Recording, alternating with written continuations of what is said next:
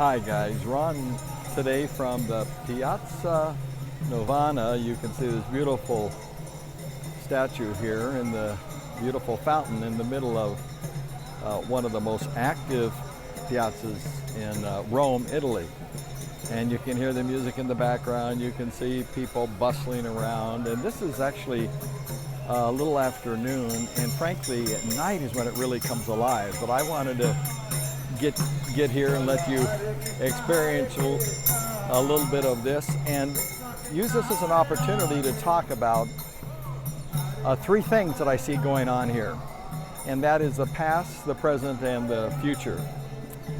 Now I want to give you a word for each one of those, a way to get your head around how you address or think about the past and about the future and the present in that order. So let's think about the past. Now the past is pretty obvious. You can hear the church bells in the background here at noon. You can see this fountain. You can see all the beautiful surroundings, all the architecture. And it all speaks about the past and the wonders of the past. All this sound is coming from this church right here behind us. And every day at noon, of course, the bells ring.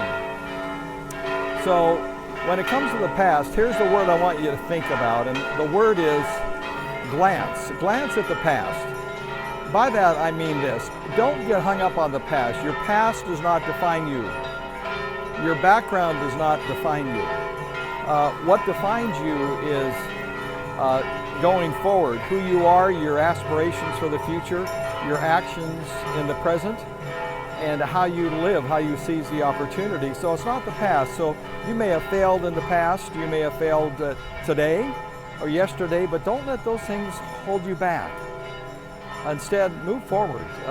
Learn from your mistakes in the past. If you offended someone, get right with them. If you feel like you offended God and have a relationship, get right with God. But experience forgiveness in your life and give yourself a little bit of grace. If you've had a bad track record or things seem to have gone wrong, maybe a relationship was broken, don't live in that. Don't just glance at it. Learn what you need to learn. Don't carry around shame. A little guilt is okay for a while so long as it gets you to change. I've done a few things on this trip, communicating with my wife, and a couple of other things that just weren't right, and they made me feel shameful or ashamed. And instead I said, Lord, in my relationship with God, this is guilt. This was wrong. I'm going to change my behavior. I'm going to work on it. I need your help. But I wasn't going to live in it. And I don't want you to live in shame either. So in the past, don't get stuck. By the way, also don't just live on the wins in the past.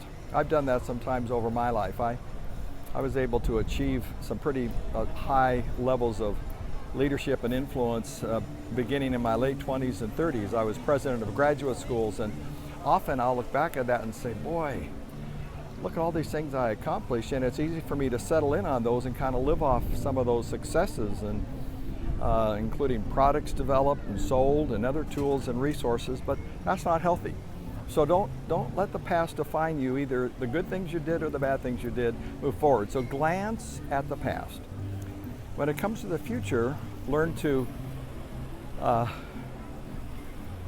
focus more on the future. And instead of glancing like you do at the past, gaze at the future. Whenever I'm working with one of my coaching clients, I always start off by having them write an end of life report, which means at the end of their life, how would they know they've succeeded? And my word to you is to do just that. Think about the end of your life and how you'll know you've succeeded, and then live in light of that the rest of your life. Gaze on the future. Think about your vision for your life, the vision for your profession, a vision for your family, what you would like people to say about you when you die, and live intentionally that way. So gaze on the future. Let that vision propel you. And then finally, the present. By the way, we see the future all around us here. Even when we look at these beautiful fountains, you will notice if we got a little closer, people are putting all sorts of coins in there because they're hoping for a better future. The people here are thinking about their future and having a great future. And the future is a great motivator. Many people came here on vacation and have dreamed or dreamt about this for many years, and this is fulfilling their future. They had a vision that propelled them and motivated them. That's a good thing. But then when it comes to the present, grasp the present.